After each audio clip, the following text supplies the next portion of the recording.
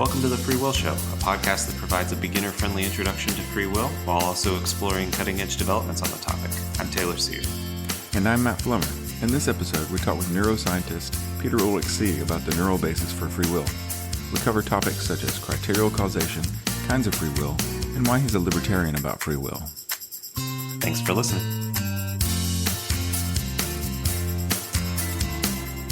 I'm happy to introduce Peter Ulric Tse, a neuroscientist and professor in the Department of Psychological and Brain Sciences at Dartmouth College.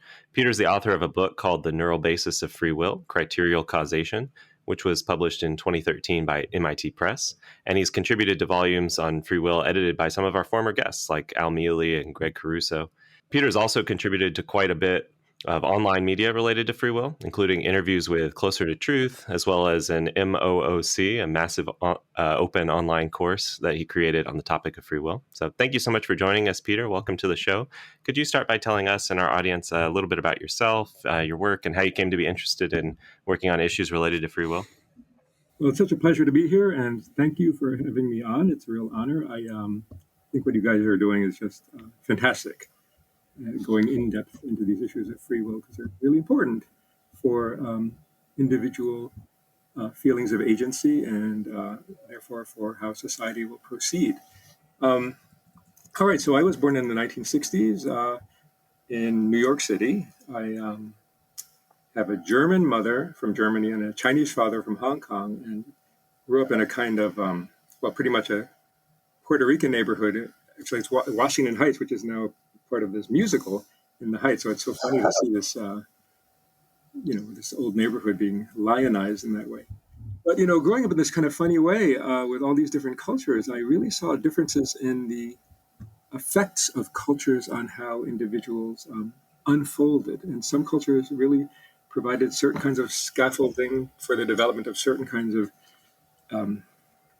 agency, and others afforded different kinds of scaffolding, and it had real effects. So I've been really interested in the effects of culture on how minds turn out, because it's a bit like a building, right? I mean, you need scaffolding to build the building, but then once the building's built, then you can take the scaffolding away, and it's as if it had never been there.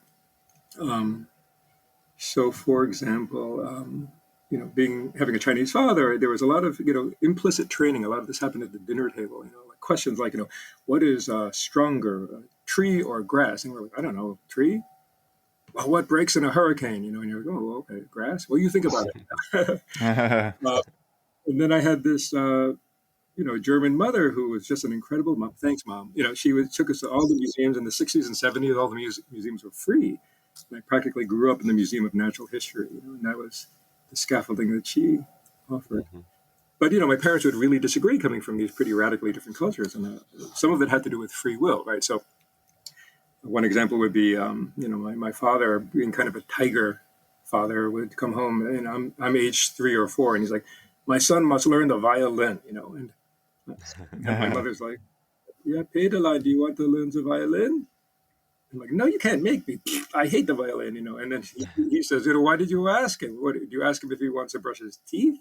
Right. So, from his point of view, he was trying to scaffold me into doing the violin for my own good, just as all of us would have our kids brush their teeth. But from her point of view, it's an issue of free will.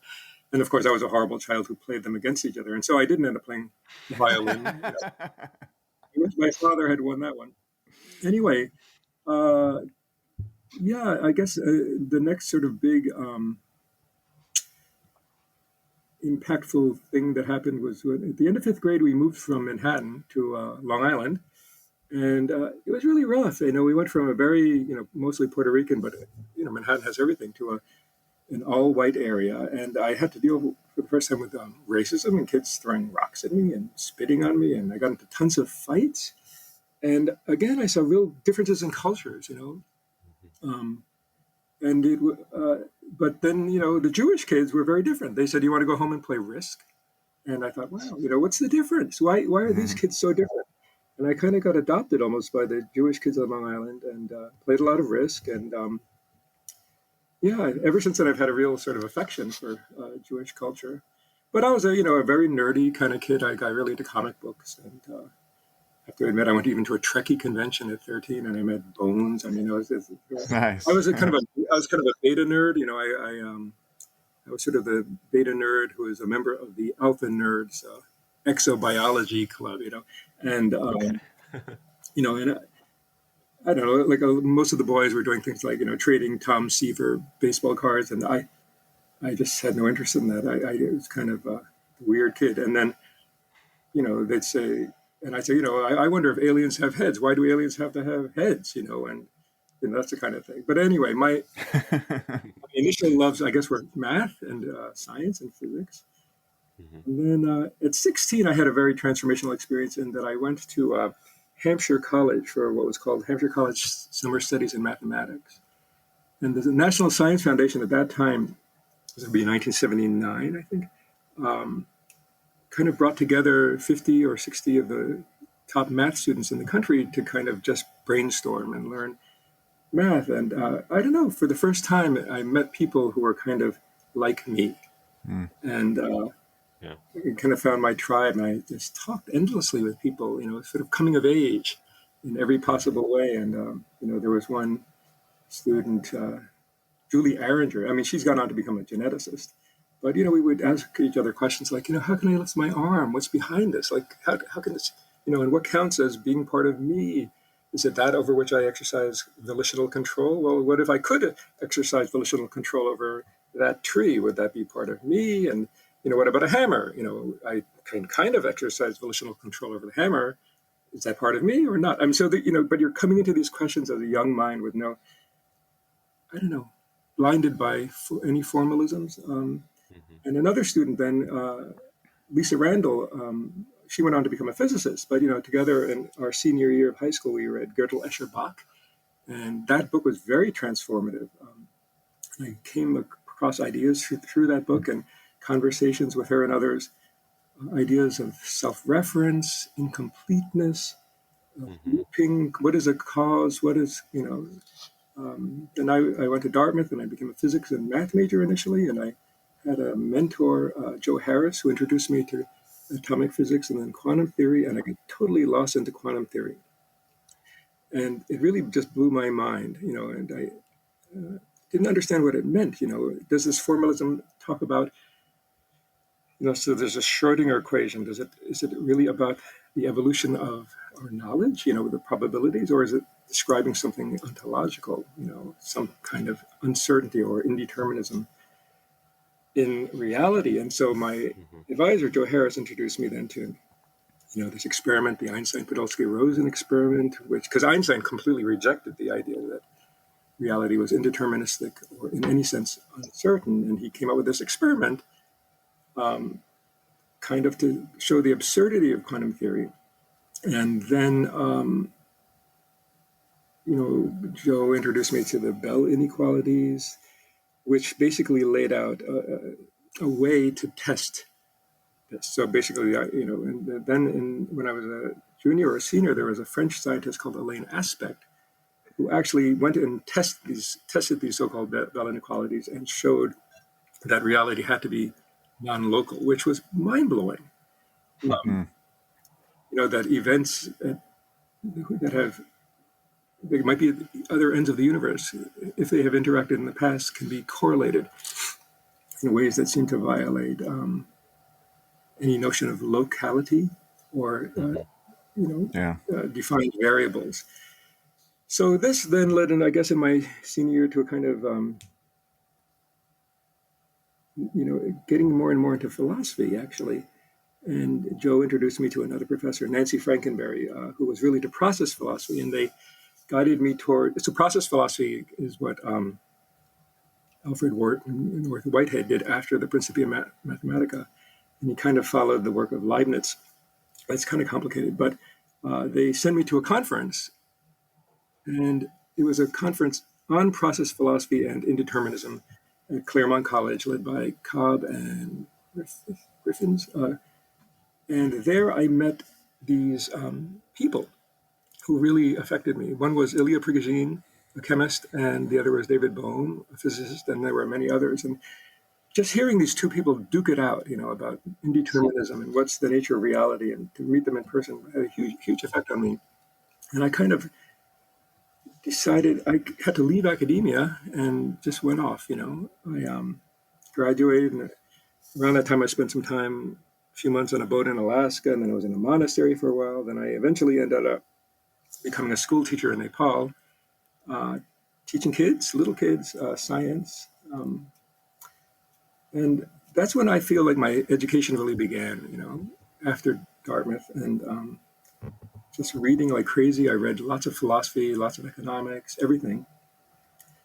And then I spent a year in Konstanz in Germany. I was thinking about going into physics and studying the philosophy of physics. But then my brother called from Japan, where he was working, and said, you can make tons of money. This is the 80s, late 80s. And I thought, okay, I'll spend 6 months there. And it ended up being several years.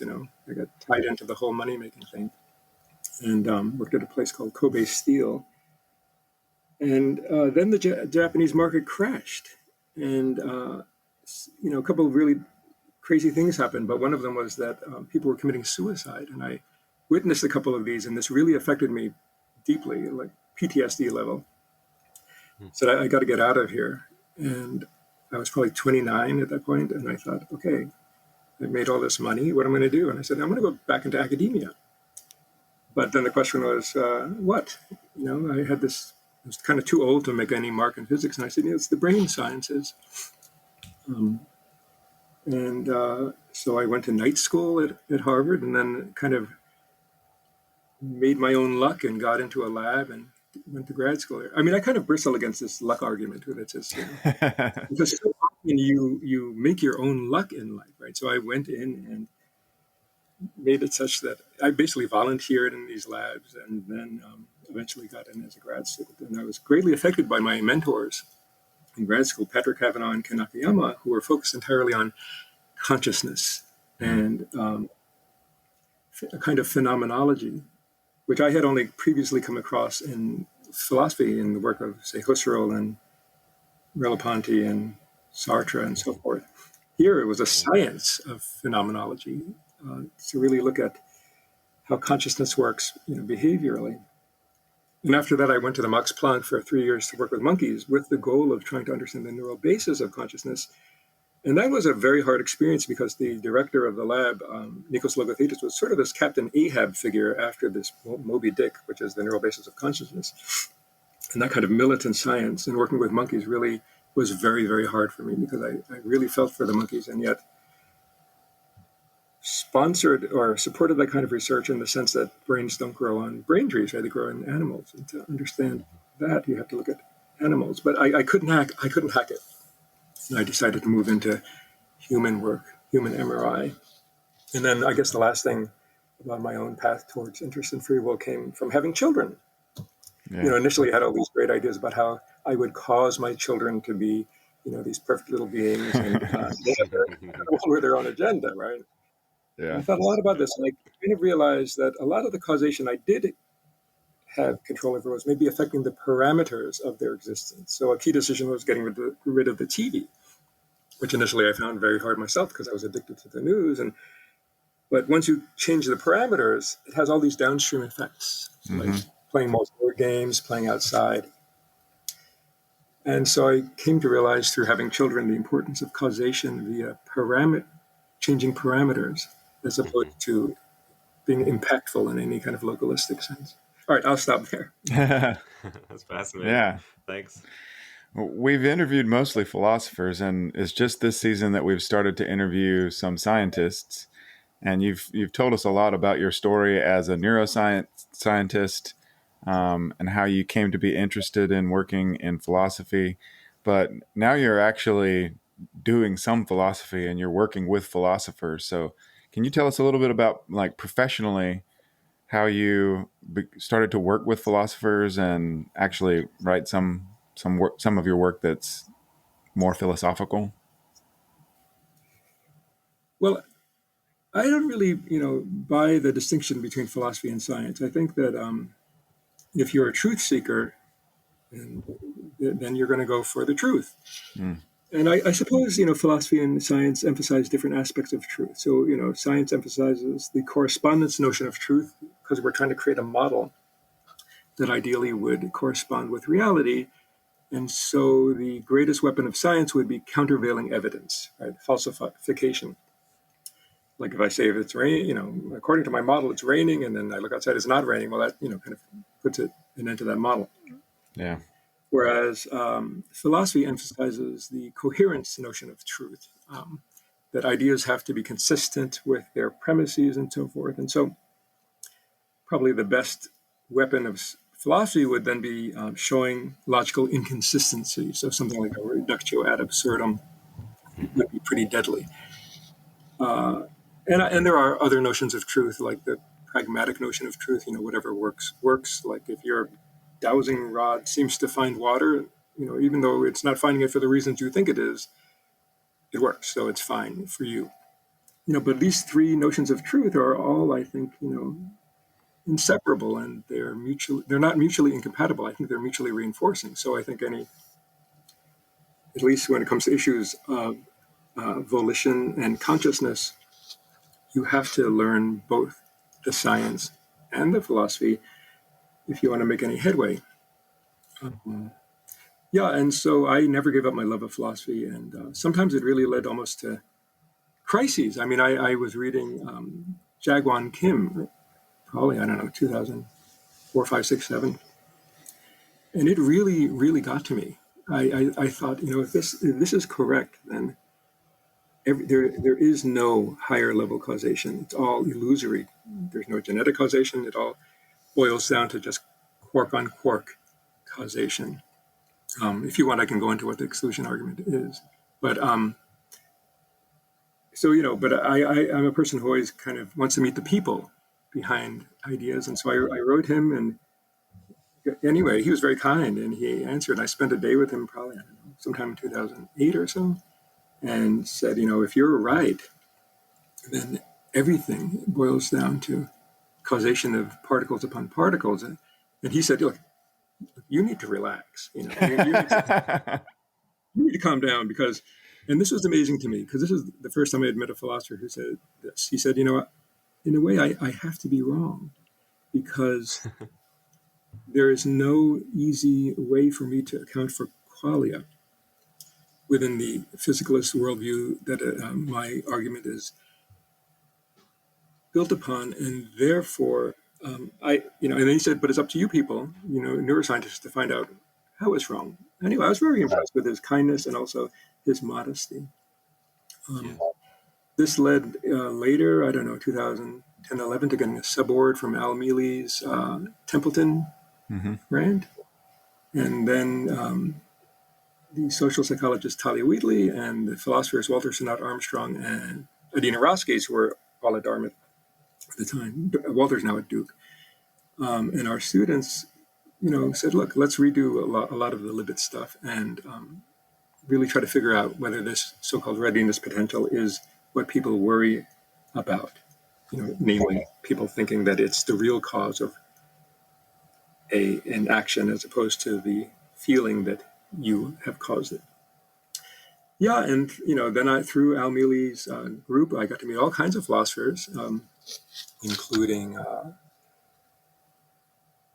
Thomas Nadelhofer and Eddie Namias and all kinds of other people, and just got into all kinds of discussions that have been so fruitful and enjoyable. And I don't know, I just love the interaction between people who are all out for the truth. You find your tribe, and it's just so enjoyable. Yeah. I'll stop there. Yeah, from talking to Uri Maus about this a little bit in our last episode, I got the sense that there's this tight-knit community of the scientists and philosophers who are interested in the science of free will. It sounds like a tribe in a little way. That's pretty cool. Well, you mentioned the Libet experiment, and we've had a whole episode on this with Tim Bain, and we talked with Uri about this in our last episode, but if we're having a neuroscientist on our podcast, we can't not ask you about Libet. So would you mind giving you can be brief, but would you mind giving your assessment of the Libet experiment? Yeah, I just listened to Tim Bain's recording with you, and it was funny. He said in there that, everybody ends by saying we have to get past Libet, or they start their talk with the claim that we have to get past Libet, and then they show like 3 or 4 slides about Libet. Right. We can get past this because it's really, I think, it's been productive in the sense that it's led to lots of collaboration and discussion. Mm-hmm. Counterproductive in the sense that I think we've been barking up the wrong tree, barking up the wrong tree. We've been looking for our keys where the light is good. It's not been productive in the sense of really getting at the neural basis of free will or volition. Yeah. So okay. So you've covered this a lot in your podcast already, but basically the idea is it's sort of like a sneeze metaphor, right? So in a sneeze, you have this feeling that you're about to sneeze, but actually that feeling is caused by a prior thing that is unconscious. It's dust in your nose, and that causes the feeling of being about to sneeze, but it also causes the sneeze. So that feeling of being about to sneeze is not the actual cause of the sneeze, right? So that feeling, a conscious feeling of being about to sneeze, you might say is epiphenomenal. Mm-hmm. And I think the argument of Libet as well as Wegner is that these unconscious processes which precede a feeling of agency are both the cause of that feeling of agency and are cause of the later act. Mm-hmm. And the feeling that we have that our feeling of agency caused our later act is an illusion. So people call these people, Libet and Wegner, and their students, illusionists. I like that term. Okay, so then Libet zoomed in on a kind of volitional act, and people have called this picking versus choosing. So picking means, let's say I'm looking at a bunch of apples on an apple tree and I want one of them. Well, they're all kind of identical, or at least interchangeable. There's nothing distinguishing them of any value, so I just choose one at random. And there's nothing at stake. But in choosing, you might also tie this in with what's called distal free will as opposed to proximal free will. You can also tie this in with deliberation. We choose among options that we play out internally, and we evaluate them after subjectively experiencing what they might be like. And this can be very time-consuming. I mean, for some of these key decisions in life that are consequential, such as whom to marry or where to go to college, it might take weeks, months, even years, and sometimes. Anyway, so Libet didn't have anything to say about distal free will or matters of consequence. He was simply looking at these pretty much meaningless hand motions, lifting a finger or a hand, and repeating the EEG work of Kornhuber and Deka, I think their names were, in the 60s. He found that prior to such a motor act, there was what's called a readiness potential or a Bereitschaftspotential. And his innovation was to add a little clock in which people could then say, well, at this moment, I felt the urge to move. We'll call that W for willing. And, well, willing preceded the motor act by a couple of 100 milliseconds. But what was disturbing to people was that this readiness potential began hundreds of milliseconds, even a couple of seconds before that.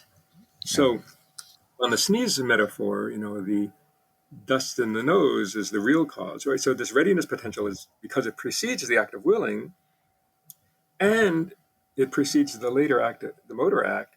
Well, maybe or presumably it's the real cause of both the feeling of willing and the motor act. And the feeling that you're willing causes the motor act is illusory.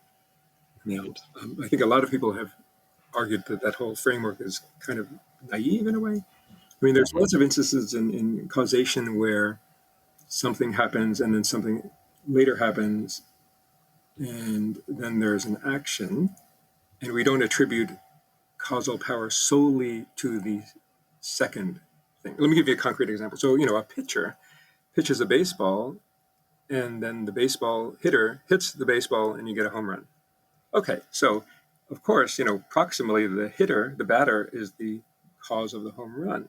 But it would also be kind of weird to say that the pitcher played no role in that home run, right? The pitcher preceded both the batter hitting the ball and the home run, but it would be weird to say that the pitcher was the sole cause of the home run, ruling out the batter, right? But that's kind of what Libet is doing. So I think, what Libet and Wegener are doing is perhaps naive philosophically, and I would say that's a criticism of many of my neuroscience colleagues as they make mistakes. And this is where collaboration is so valuable, because Yeah.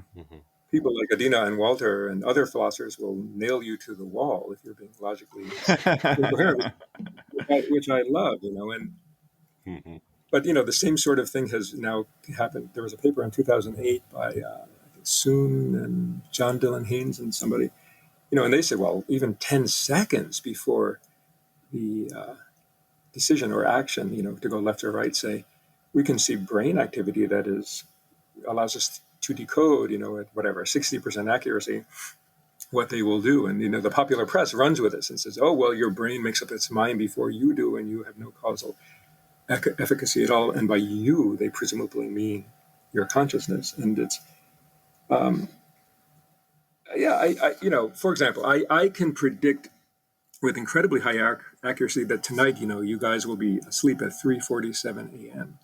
Does that mean that you have no volition at all? Because of I can predict. In fact, I can predict 30 years out that at 3:47 a.m. in 2051 on this date, you guys will be asleep. Oh well, does that mean that you have no volition, right? I mean, it's yeah. Anyway. So I guess I think that I can go more deeply into the Libet experiment, but I think that there are some real problems, and at the end of the day, I think it simply has been a huge red herring that has misled the field. I guess at the end of the day, I've come to the conclusion that the readiness potential has something to do maybe with expectation or preparation that something will happen, but it's not necessarily tied to acts of willing or motor acts. So I regard the readiness potential as simply largely irrelevant to the issue of free will, and that we spent 40 years barking up the wrong tree. And where we should be looking is where the action is in free will, which is in deliberation, acts of imagination. And this slow free will or distal free will has been, comparatively ignored because everybody's focusing on this. I regard it as a dead horse. And so I hope that the field will move on. Yeah. Yeah. As your title suggests, or at least the subtitle of your book suggests, your view on the neural basis of free will appeals to criterial causation. That's probably a term that's unfamiliar to most of our listeners. So would you mind saying just a little bit about what criterial causation is, and then how you take that to be relevant to free will? Yeah, so first we have to ask ourselves what causation is. And the idea of what counts as a cause of some consequence has itself evolved over centuries. And we can go back to, say, just the Newtonian conception, which is rooted in a metaphor of impact, right? Imagine two billiard balls, A and B, and A bumps into B and makes B move according to the deterministic laws of Newtonian physics. All right, so a first conception of causation might be sort of a billiard ball model where billiard ball A hits billiard ball B, and it's a kind of impact metaphor, which is localistic, based upon notions of momentum and amplitude of energy. But a second notion of causation came along with the advent of chemistry, where people realized that causes and effects might involve transformation, not simply impact. So, for example, if you take sodium ions and chlorine ions, you end up with a very different thing, salt, which is a kind of a transformation as opposed to something passing on energy in the sense of Newton. And I think with the advent then of thermodynamics, which would be a kind of third conception of causation came to be thought of as probabilistic. And, Boltzmann and others really developed this idea. Now, that could nonetheless be deterministic, but at a stochastic level. It's, and then I think a fourth conception of causation came along with quantum theory and the notion that, reality itself might be indeterministic, and that, it might be causal in a way that is very radically unlike anything in our experience, where seemingly, for example, according to the Feynman view, possibilities interfere with each other, and that this has consequences like, the diffraction pattern in the two-slit experiment. Anyway, criterial causation, I would think, is an idea that comes really out of, implicitly at least, out of biology. And so to go back to the billiard ball example, imagine billiard ball A hits billiard ball B, but now billiard ball B places conditions upon A such that, if it's striped, I'll do this. But if it's, solid and even numbered, I'll do that. But if it's solid and odd numbered, I'll do that. That would be highly non-Newtonian. That would be a crazy billiard ball game. Now, if you look at the work of, say, Judea Pearl or Jim Woodward on interventionist or manipulationist accounts of causation, well, they kind of describe more or less what scientists do, right? Which is, scientists, you screen off all variables except the one you manipulate, and then you look at its downstream effects. And I don't think that the work of Pearl and Woodward is wrong. I think it's incomplete, and I think it needs to be amended with the idea that the criteria that B places upon A can also be manipulated. And this leads to some really different sorts of causation. And first I want to say that I think that this kind of causation was discovered by evolution. And it's the basis of those physical systems we call life. Because at every stage in biology, you have receptors that are placing conditions upon inputs such that they will open or not. Neurons are placing conditions upon their inputs such they will fire or not, and so forth, all the way up to consciousness. And this kind of causation that biology discovered probably back, in the Ur slime somewhere, really is not consistent with old notions of causation. So, for example, James Mills claimed that there has to be a temporal correlation between the timing of a cause and the timing of an effect. Does not apply to this kind of criterial causation. Yeah. For example, remember in the movie Indiana Jones and the Lost Ark, or Raiders of the Lost Ark, there's a scene where he's going into this temple and he's trying to get the treasure, and he sets off this trap, and that the giant ball tries to crush him and so forth. Well, I don't remember who built that pyramid. Maybe the Aztecs or the Mayans built this trap. Well, that trap was meant to kill thieves, but they set it, and it had certain criteria for releasing arrows and that giant ball that was to crush him. And that wasn't met for maybe thousands of years. And when it would be met was uncorrelated with the setting of the trap. Right? So once you look at criterial causation, this temporal link between causes and effects might not apply. So then if you look at biology, this kind of causation is just everywhere. It's the basis of biology. It got the revolution of what we now call life going. And it's rooted really not in notions of energetic amplitude like Newton's, momentum and inertia and all these ideas. It's rooted in a very different idea, the idea of pattern. So, for example, another way to put that in physics terms would be phase. So energy typically has an amplitude and a frequency, and it has a phase, which is the relationship between two things. So two things can be in phase, they change together, or out of phase. Now, energy can have a spatial phase, which we would colloquially call shape, or it can have a temporal phase, which we might call coincidence, or being non-synchronous. So biology, in discovering criterial causation, brought pattern into causation in a way that it really wasn't before. So, for example, a tiny receptor like the NMDA receptor or a 5-HT2A serotonin receptor could respond to pattern. So take the serotonin receptor, right? It responds to this little portion of the serotonin molecule, sort of like a key in a lock, but it doesn't care about the shape of the rest of the molecule as long as that little part matches the shape. And if it does, it'll open and make that cell fire.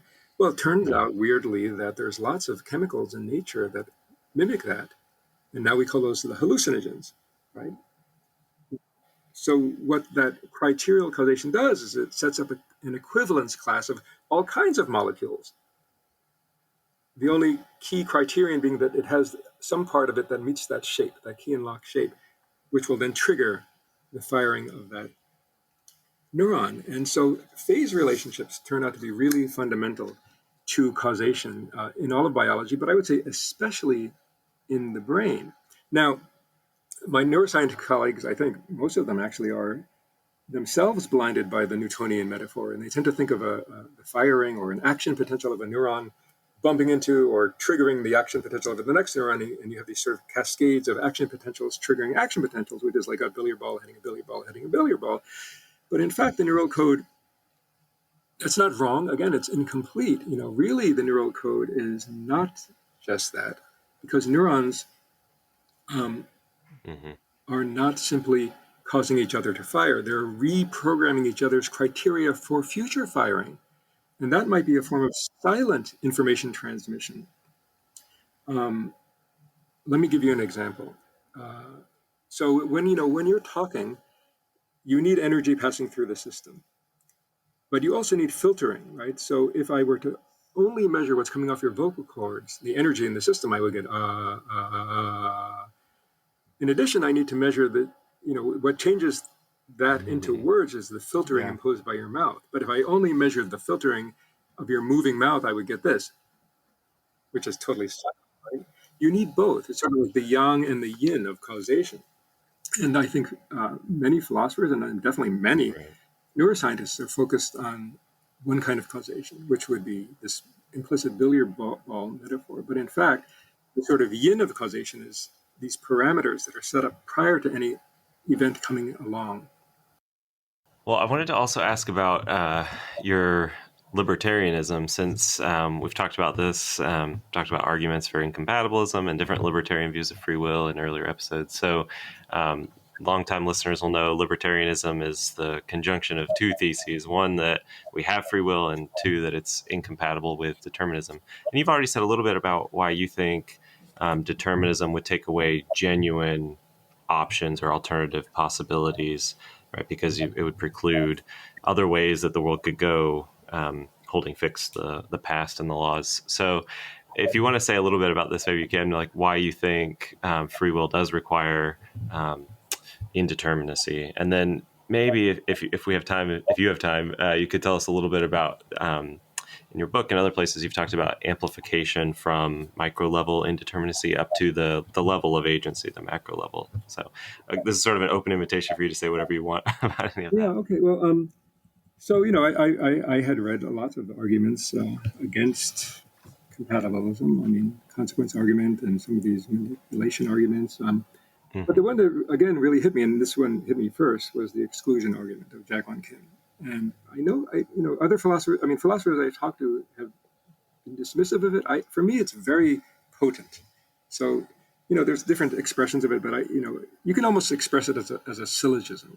So the major premise would be that all physical events are caused by preceding sufficient physical causes. In other words, all microphysical states are completely and sufficiently caused by antecedent microphysical states.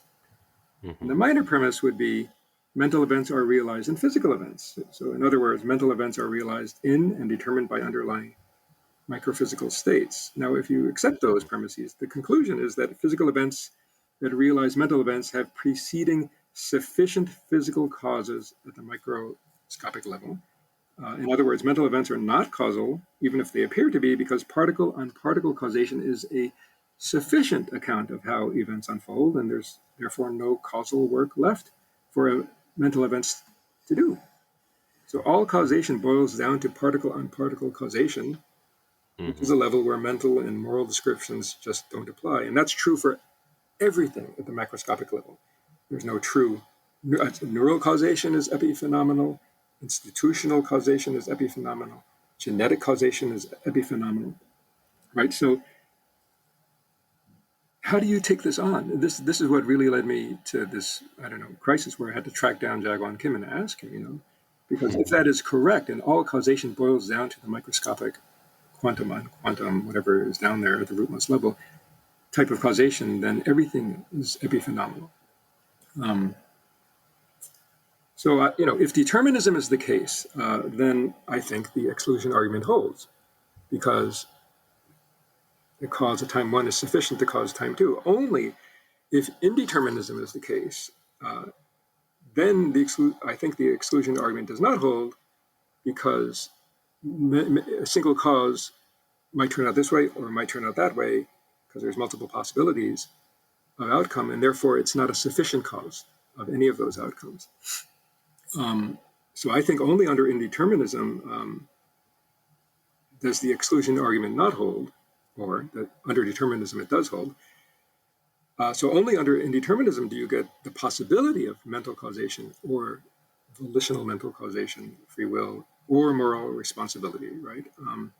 So that if indeterminism is the case, then the argument doesn't hold, and free will is not ruled out. Mental causation is not logically ruled out, at least by the exclusion argument. But then that leaves the hard work of building a case for how mental causation might actually operate. And that's where I think criterial causation comes in with the parametric setting on what will drive neurons. And those are informational parametric settings, which allows information to become causal in the universe, which can give rise ultimately to mental causation of a very high or higher level sort. Yeah, interesting. Yeah. Well, I'm sorry, I didn't answer your question about amplification, right? So there's lots of ways that quantum domain indeterminacy, which is the only domain where true indeterminacy and true randomness appears to exist, could be amplified up to a macroscopic domain, right? And I believe it is, right? So if you go back to David Hume, and he said, look, there's nothing, I think he used the word betwixt, there's nothing betwixt utter determinism and utter randomness. And therefore, in either case, you don't have free will, because under determinism, what you would do and how you will decide was set in stone in a way at the Big Bang or whatever. Mm-hmm. And under randomness, you have no say in that either. So, I think criterial causation gets around the Hume argument in that there is this middle ground, right? Because I can give you some criteria, like think of a European woman politician. Now, you might say, Angela Merkel or Margaret Thatcher or Theresa May. And perhaps if I could rewind the universe, you would say a different one. But it's not utterly random because it had to be a European woman politician, right? And it's not determined because reality is not deterministic. So this is a middle ground that gets around that sort of claim that there's no free will at either extreme. But getting to the issue of amplification, right? I think that in order to have a libertarian free will, you do need amplification from the domain where there is randomness to the macroscopic domain. And in fact, you just need one mechanism. In fact, you only need one mechanism at one location in the universe ever, and then the whole macroscopic universe becomes indeterministic. But I'll just give you a couple of examples. One is, you have Brownian motion in the synapse. So the presynaptic neuron releases some molecules, say, serotonin or dopamine or whatever, and these diffuse across the synapse. Now, the synapse is about 40 nanometers wide. Well, why is it not 1 nanometer wide? Well, why is it not 300 nanometers wide, right? It turns out simulations allow us to, given the temperature of the brain and the viscosity of salt water in the synapse, there's a kind of optimal level of variability at 40 nanometers. If it were 300 nanometers, the molecules wouldn't arrive, or they would arrive after a long time. At 1 nanometer, there'd be very little variability. So that kind of variability might actually have led to the evolution of a synapse of that width. But, somebody might come back and say, well, Brownian motion is really self-deterministic. Okay, well, there are claims now in the literature that there are mechanisms in biology that depend on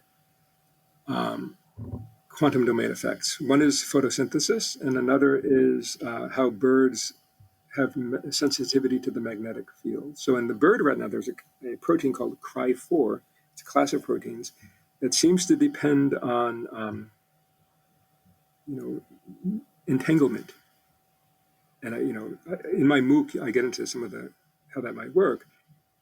But if quantum domain effects are amplified up to a level of action like flying south among birds, that alone could make the whole universe indeterministic. But in our own retina, a single photon will hit a molecule of retinol and then be amplified 10,000 times and then again 10,000 times, which will eventually lead us to seeing a little flash of light. That's another form of amplification. Photosynthesis is now thought by many people to involve a quantum domain effect.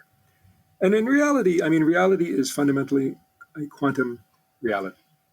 what looks deterministic, like the Earth rotating around the sun, that's because of stochastic determinism. We're talking about essentially infinitely many particles, whose average is a point which is highly deterministic, even though individual atoms and particles are indeterministic.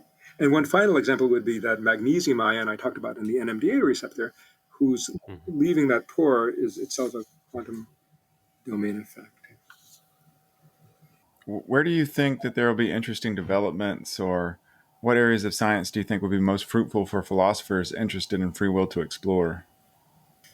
Well, there's just an abundance, right? I hope that people will abandon the dead horse of the readiness potential and move into this really central domain of volitional operations, especially in our internal virtual reality. So one example is, this is an amazing experiment by Ursula Voss. She's in Frankfurt. She has been able to turn on lucid dreaming. So lucid dreaming is when you can take volitional control of your dreams. What her group did is they put 40 hertz oscillation through the skull, just above that area, the dorsolateral prefrontal cortex, and people wake up inside their dream and take volitional control of it. So she can artificially induce volitional control of dreaming, which most of us don't have the capacity for without special training. Right. Mm-hmm. Now, that's fascinating. That can happen, but this is a whole domain that has yet to be explored of experiential philosophy and experiential science, where, and I think actually we need not only a new form of philosophy, call that, I think the closest to that would be this neurophenomenology of Francisco Varela and what's his name? I just went for a walk with him 2 years ago. His name is Evan Thompson. They've been pushing this neurophenomenology, and that would be tied up with a new kind of neuroscience, which itself is rooted in phenomenology. So in the case of neuroscience, we have three domains of information that tell us something about how the mind and brain work. One is how neurons fire, and all the things that are measurable, like fMRI and EEG and all that. And then there's behavior, so that would be psychophysics. But in addition, we have this subjective experience, right? And that third one has been very underutilized in science. Another question might be, how do we cultivate feelings of agency, not just feelings of agency, but true agency? What is it about schools like Outward Bound that can lead to people really becoming more agentic in their lives? I also think that, there's been a kind of emphasis on the conscious feeling of agency as if that is the cause of actions. But at least in neuroscience, the feeling of agency is retrodictive. It's saying, I did that. So, going back to Helmholtz, he said, look, when we do something, just before we do it, we predict what will happen. So there's a prediction of what will happen. Then we do it. And if what we expected to happen matches what happened, we say, I did that.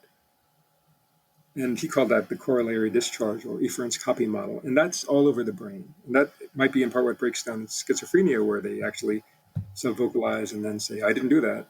That's a voice in my head.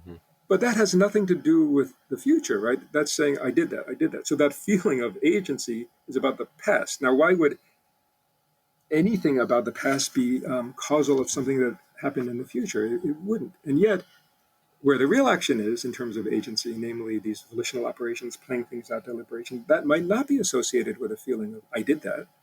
And yet that might be where the real causal action lies. And then finally, I would say that, philosophers could productively zoom in on questions like the interaction between beliefs and free will, or even hope and free will, or institutions and free will, culture and free will.